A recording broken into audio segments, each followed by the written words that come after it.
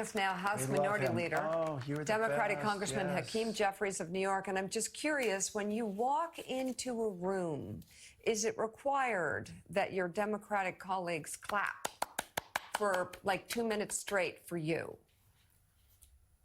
No, absolutely not. And it's a good day if I get 30 seconds of a clap.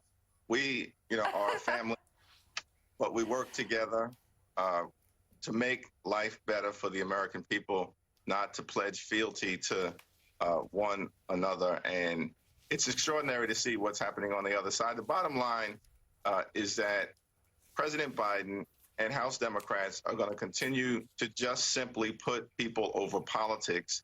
And my colleagues on the other side of the aisle, it's all about Donald Trump, not the American people. Yeah, Leader Jeffries, it is just, it's fascinating in respect that it's historic. I can't remember any time that the Article I branch was completely submissive to the presidency. But here, I don't know. You have to help us understand, how do you deal with House Republicans? How do you negotiate with House Republicans when you know that they don't speak for themselves? Like, the Article I power, the House Speaker, he has no power in and of himself. If you guys come up with a historic immigration bill, Trump can just kill it. Yeah. It's important to maintain a sense of equanimity in the midst of the storm of it all. We know that Donald Trump is a chaos agent, and the extreme MAGA Republicans are dominated by the chaos caucus. And so we just have to keep our eye on the prize, which is we're willing to find bipartisan common ground on any issue with our Republican colleagues whenever and wherever possible. And we've repeatedly demonstrated that in service of the American people throughout the 118th Congress. But at the same time, be prepared at all times to push back against their extremism whenever necessary. And we have had to do that repeatedly, particularly as it relates to the House Republican effort to try to jam their right-wing ideology down the throats of the American people and continue to undermine a woman's freedom to make her own reproductive health care decision. Leader Jeffries, good morning. Turning to a contentious issue for the Democratic Party right now, and that's Israel's conduct in the war in Gaza. President Biden and White House aides have pushed for more military funding to go to Israel. We know that Prime Minister Netanyahu is slated to speak to Congress in a few weeks' time. But former Speaker Nancy Pelosi has come out against this, saying she really opposes giving Netanyahu this audience, this platform. What's your response to her?